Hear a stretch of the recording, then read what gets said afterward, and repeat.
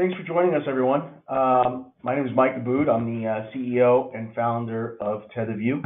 TetherView is a private cloud company. We build custom private cloud solutions for business. We work with businesses in all verticals, including legal, finance, accounting, and large Fortune 1000 providers as well. So what we're going to do today is we're going to start out just by going through some of the trends, discuss some of the basics that everyone should be aware of as we go. I'm just going to kind of stall a little bit as we're waiting for folks to log in and share a quick story about an event that I had the good fortune of attending this past weekend. I was in a room filled with Fortune 1000 executives and board members, and we were subject to a tabletop or war game exercise. And one of the things that fascinated me most about this past weekend's event was the concept that some of these really big organizations, and I won't name them here today, but some of these big organizations that have been subject to huge breaches just fail to maintain simple hygiene. And as we say it as a Monday night quarterback, it's real easy to say that, but as an organization grows, it's important that you covering all your bases and you're staying ahead of the curve. The other thing that was fascinating that I learned this weekend was the concept of evolution. And it's something that some of you on the call here in the webinar have heard me say in the past. Cybersecurity is ever evolving. It's not a situation where you can check a box or buy an appliance and set it and forget it. If you're not constantly absorbing new perspective of different threats that are out there, whether they're inside or outside or government actors, you name it, you're going to be behind the curve. So it's important that wherever you are with your IT organization, whether you're working with one of our trusted managed service providers, who fill the gap that with us. It's important that you're looking at the whole concept and taking perspective from different angles. So what we're going to do today is we're going to just start out something a little unconventional. We're going to start out with a little cyber quiz, and it's kind of a funny quiz. But back to this concept where you can't take anything for granted. You can't rest and say, "Hey, we've got this. We are secure." And the other thing that's important, I was with some of the smartest minds in cybersecurity this past weekend. No one in the room was there saying that they're impenetrable or they got it. You always have to be proactive. You need to be vigilant. You need to understand the different threats that are out there and the new ways that they're coming at you. So we're going to take a cyber quiz just to kind of reiterate this fact. And these questions, you're going to laugh. They're going to seem very basic. But some of the biggest threats and breaches in the world are because of some of these very, very simple pieces of the puzzle that people just don't pay attention to or take for granted. We're also going to cover some of the significant threats that happened in 2018. We're going to take a look from a management perspective and what management or a board of directors should be thinking about with regards to cybersecurity. We're going to quickly look at the very complex cyber regulatory landscape and how do you decipher it? What path do you go? And then we're going to get into a basic IT compliance checklist. And please, if you have any questions throughout the webinar, feel free to drop them in the questions piece there or drop it in the chat window. Myself and Jackie are here manning that, and I'll try to get to as many of them as possible. So real quick, we're going to start out with a cyber quiz. And the first question is it true or false that the average total cost of a breach is $4 million? So we're just going to take a quick, Jackie, are you you're pushing the polls out? All right, sorry about that, guys. So if you could just answer that real quick. And if you could close that, Jackie, thank you. The answer is false. It's $7.5 million is the average cost of a breach in the United States. Next question is it true or false that the number of global cyber ransom attacks have grown by 350% in the past year? Jackie, if you could push that up real quick. the answer is true. It is growing. It did grow by 350% last year, and it's growing at an amazing rate going forward. Is it true or false that the biggest cyber threats to your organizations come from employees, partners, and customers?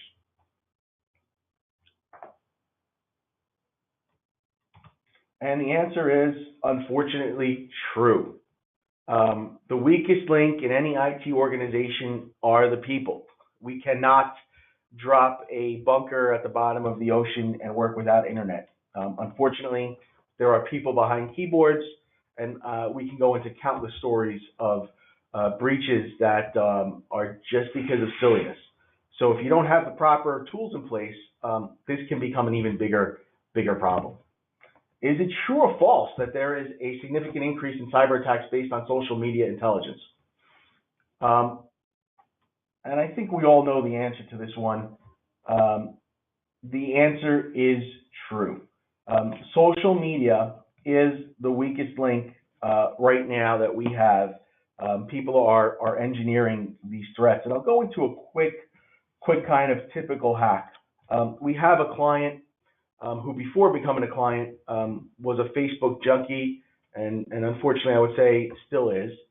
And this person went on vacation, really nice vacation, and prior, and was recording every step of the trip on social media.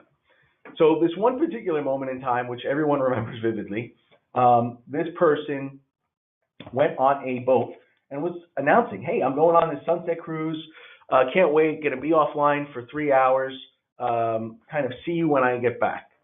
Well, at the moment that post went out, an email came from a spoofed email that looked like this executive's email address to the CFO, requesting every W-2 to be sent out for everyone in the company. And unfortunately, the person that received the email did it and didn't even realize. Then it kind of gets worse.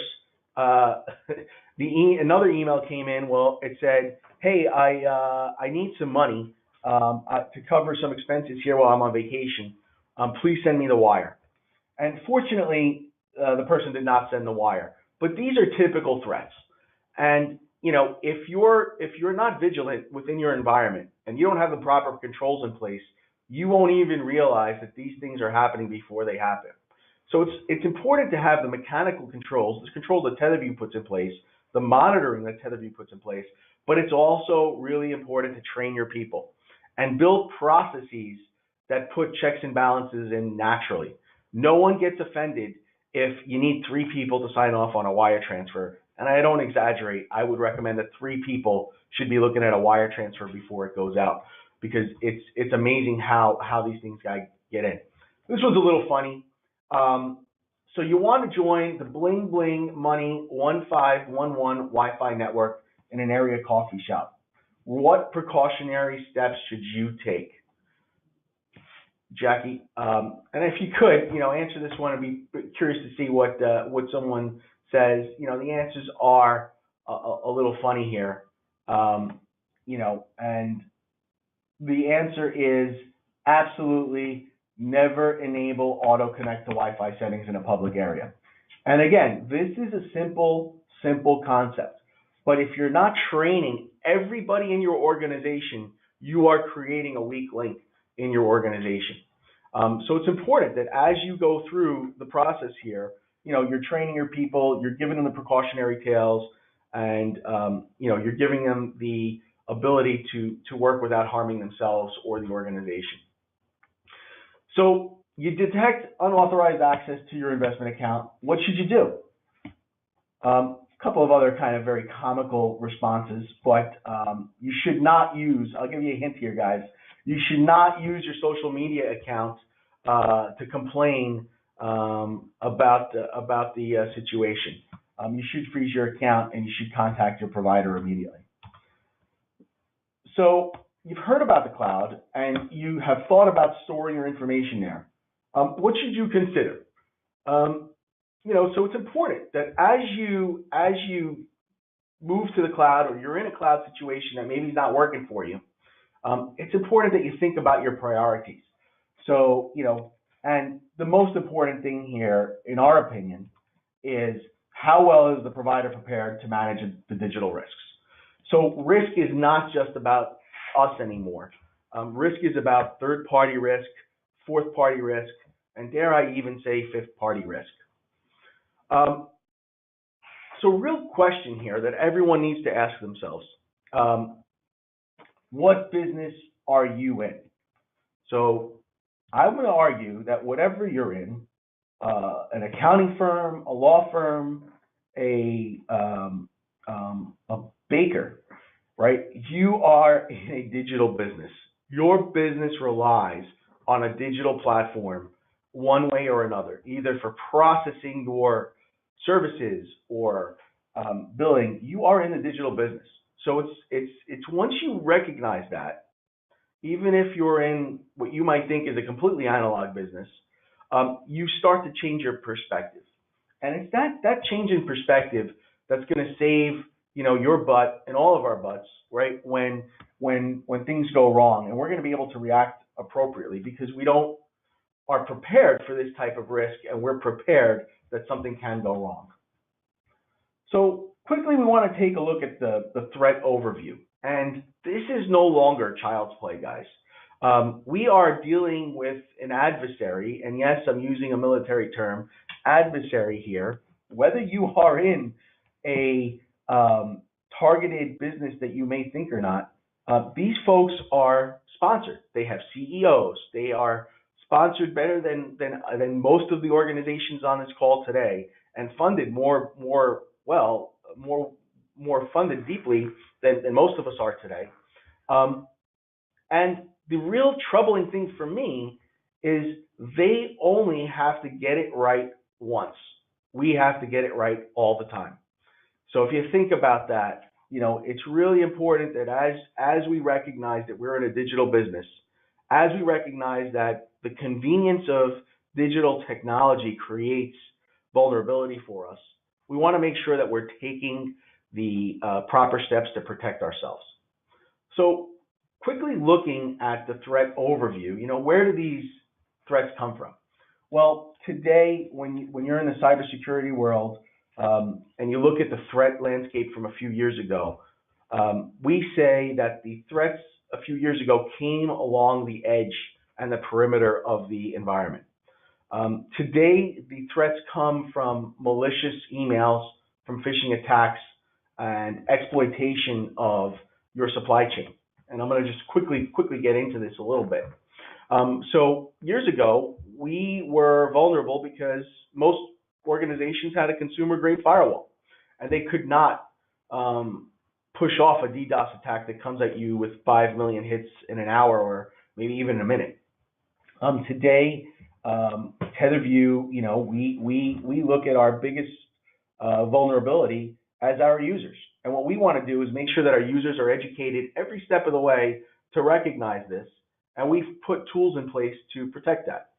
So our physical environment is extremely protected, but we want to make sure that our users are aware that malicious emails are coming in at you, and we can't stop everything, right? So it's important that you do that. Now, most hackers recognize, that, hey, if you're at TetherView, we're not going to get in through the front door. We're not going to get in through the back door.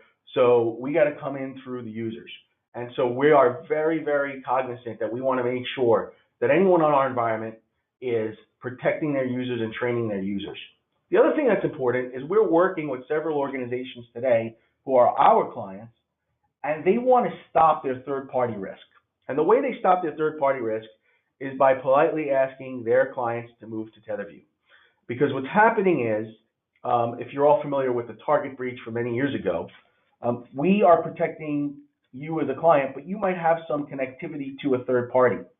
We don't control that connectivity. So what we want to make sure is that if you are using a third party that has, access to your shared file storage, to maybe a server that you're sharing, you want to make sure that they're protected.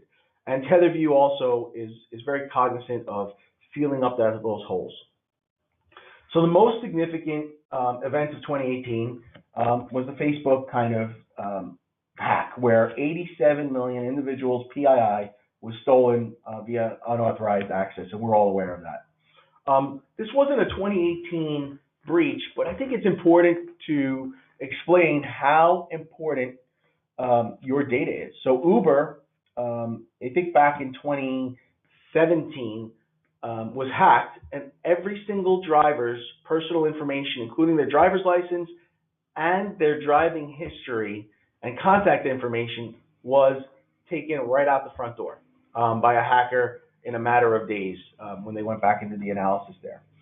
And if you think about that,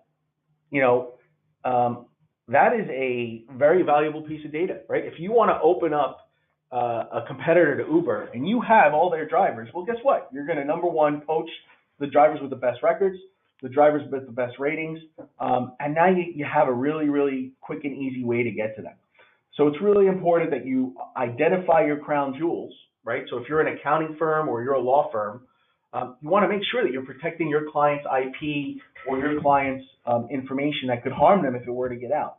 And it's important that as TetherView works with you, or you're working with our service providers, that you tell us what the crown jewels are. As a service provider, whether it's TetherView or our partners, we cannot read your mind. So we don't know who your clients are. We don't want to know who your clients are. What we want you to be able to do is tell us that we have some crown jewels, and we're going to design methods and practices to minimize the vulnerability of those crown jewels. So really important that you're over communicating with your service providers, and that you yourself kind of take a deep look inside to identify what's at risk for you. Looking at some stats here for 2018, ransomware attacks are up 350%. Most attacks are coming from spear phishing and malicious file extensions or malicious files. With TetherView, the way we protect against that, and we'll get into more detail, but we are constantly evolving the way our threat detection systems work, the way we thwart threats, and we're constantly looking at the threats that are out there. 61% of the victims of businesses who are hacked have less than 1,000 employees. That's basically everybody in the country. I've spent some time with a few folks in the executive level of the FBI, and they all firmly believe that everyone has been hacked, and just only about 60% of the businesses out there just know about it, right? So it's important that you're getting ahead of this thing. The worst thing that could happen to an organization is they're hacked and the public finds out about it before they get ahead of that. 65% of users are never prompted to change passwords. So again, back to the basics, back to the general hygiene. So what are these stats telling us? Again, threats are evolving. It's going to get worse before it gets better. And you cannot stay ahead of the curve as a small organization. You need the perspective of experts who are talking to other experts, understanding the threat landscape, and constantly changing the way we're protecting our environments for our clients. Years ago, it was ignorance is bliss was for sure, right? The regulators were out there. They really weren't enforcing much. But today, ignorance is no longer bliss. Complacency is not an excuse. We can get into many, many, many different situations or examples of businesses who said, I don't know, and they're paying the price. And that's endless. We're keeping this to a 30-minute event here, so we'll kind of keep moving. What we did here is important, right?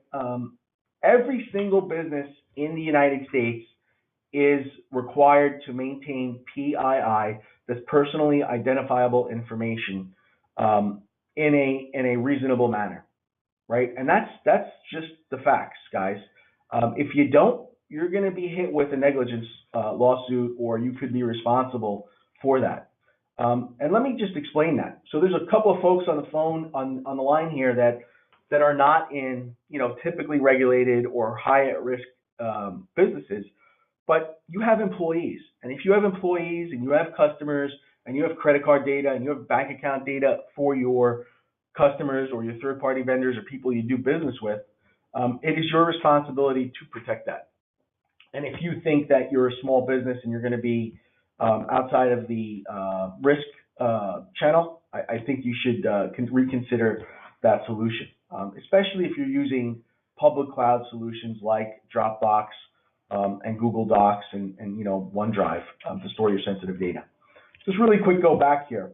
The other thing that's really important, even if you're not a regulated industry, it's important that when you look at your cyber framework or how you want to maintain your data, that you pick a framework to go with.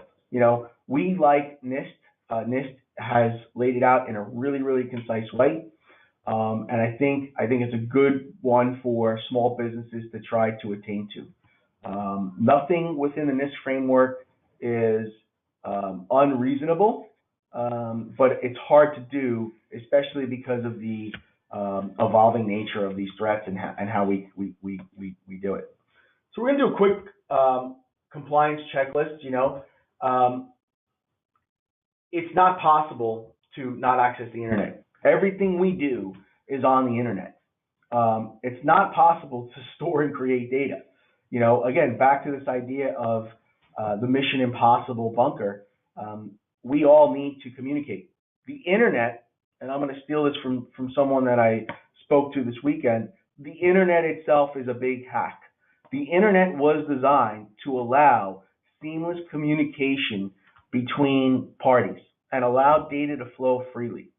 So we need to fight that natural tendency of the internet, and we need to make sure that we're protecting our data, we're protecting our people, and we're aware of the threat landscape out there. So we always encourage you, especially if you're a regulated entity or if you're or if you maintain sensitive data, always engage an expert. If you have been breached, we also recommend that you ask an expert. More and more of the regulators out there, and especially if you're doing business in Europe, require notice periods and require notice periods that are very, very, very ominous. So if you have data of a European citizen and you're in the United States and you are breached, you need to notify them within 72 hours. And there's a whole host of other things that you need to do within a time frame, or else you are subject to a 4% fine of your global enterprise's annual revenue. That's a pretty significant order there, and there's a real big stick behind it. You want to ensure that you're communicating with your professionals, right? So just because you hire a professional, just because you bring TetherView on board, we don't know your business as well as you do. So we think it's critical that you're telling us where the crown jewels are. It's important that you're communicating with us. When we onboard a client or a business, we are creating a digital roadmap. When you notice about TetherView is that our philosophy is to keep it as simple as possible and not simpler, right? A good quote from Einstein there. So it's really, really important that you're communicating with all of your experts throughout the process here. So again, I want to reiterate, if you have any questions, please jump in. And now I just want to get into some of the ways that we at TetherView are protecting our businesses. So what we've built is a term of endearment. It's called the frictionless cloud. And the way we define the frictionless cloud is we have as few moving pieces as possible. What that allows us to do is identify problems before they become problems. It allows us to protect the crown jewels more easily and allows us to really, really, really isolate, users and put a lot of rules in place. So without a TetherView in place, you've got a lot of moving pieces. You've got servers in different parts of the country or the world even. You have laptops with lots of sensitive data, and you probably have this really bad word called shadow IT going on. Well, because you have not given your users the appropriate tools, they're using consumer-grade tools to work effectively. And we see that more and more and more. And unfortunately, that shadow IT is becoming one of the biggest vulnerabilities of any organization. So again, we believe in providing an easy to secure environment, and the way we do it is the delivery of a virtual desktop. So there's only one way in and one way out. And we manage everything that we provide, up to and including the operating system. So really that there's one throat to choke. I like to joke about that, but the real advantage of that is that there's fewer moving pieces, right? We are not worried about third parties that are managing a firewall that hosts your crown jewels. We know exactly who it is. We've got the processes in place to make sure that any changes are recorded and done appropriately. So security and compliance. Again, this is acronym soup, as a lot of folks like to say. There is no such thing as being 100% secure. And the most important thing I want everyone to get off of this call today is just because you're compliant does not mean you are secure. Compliance is a snapshot in a moment in time where an auditor comes in and maybe looks under every cover and in every door, but compliance does not mean security. Security is evolving. Security is something that has to be maintained. It's a process. And the best way to achieve a good posture for security is to minimize those moving pieces, as TetherView does. So some of the things that we feel are natural and not required by the regulators are a 24/7 security operations center. We have somebody watching every firewall and every piece of activity, and we're looking for anomalies for us to get ahead of it. We're not just depending on software. I believe that anti-malware software that you see on the virtual desktops or the virtual machines that we provide to you, they're cosmetic. If you're relying on an anti-malware piece of software to protect you, your data has been out the door and you won't even know it, and we won't even be able to find out it's gone. So we're using many, many different sophisticated techniques that are both physical and logical in nature to protect your environment way before you as the user even see that data. One great tool that we like to use is geofencing. And so we have the ability, if you tell us, hey, I've got this really sensitive piece of data here. Let's say you're a law firm or you're an accounting firm and you're handling 10K filings to the SEC. Well, guess what? Everybody in the world knows that you handle that data. And that data is extremely valuable because I want to front run a trade if I'm a bad guy. So all I got to do is hack into your system, and if you're using Gmail, if you're using whatever, if you're on Facebook a lot and you're addicted to Facebook or any other social media site, you better make sure that that crown jewel of that 10K filing is hidden way, way, way away from the front door. So it's important, again, as you engage someone like TetherView, and we hope you engage TetherView, you're telling us where those crown jewels are so we can hide them for you. So we use this technique called geofencing so that, hey, if all of a sudden you're supposed to be in New Jersey and you pop up in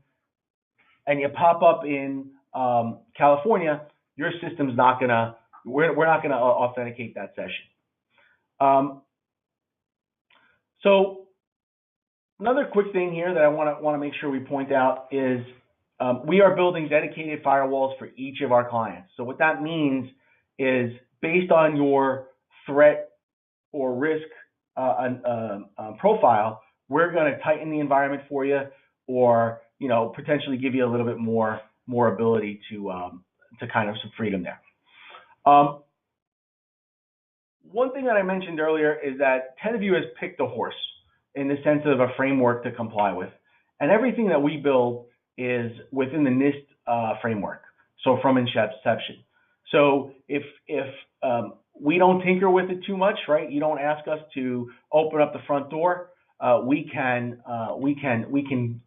keep you compliant and keep you secure.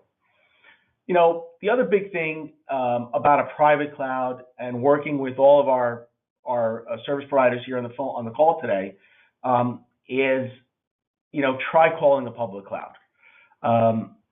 Moving your business to a public cloud means you have to figure out how to get there, how to secure it, and in an evolving landscape where you don't control the front door, it's impossible for you to do that. So we encourage you, before you take a leap going in any direction, that you examine all of the options available to you. One of the differentiators for TetherView is our flat fee pricing. We're a completely US-based support team. Our 24/7 security operations center, our 24/7 help desk, and our cloud uptime. We are working through our service providers to provide tier 1 and tier 2 help. So if you are a law firm, an accounting firm, and you're worried about, well, TetherView doesn't cover that tier 1 support. We don't do that for a reason. We can't be everything to everyone and everywhere. So what we do is we will engage the partner that's right for you based on your size of your organization. From a performance perspective, we have clients in every industry. And this is important. You know, our first client that TetherView brought on was an architecture firm. And the reason we did that was because everyone said it could not be done. So we did it. And they've been with us from day one now. They've referred lots of business to us, and we're very appreciative of that. So what's important is that people have this conceived notion that the cloud doesn't perform as well as a physical desktop. I can tell you for certain that we will outperform just about any physical desktop. Before we go on, I'm going to try to get to some questions here.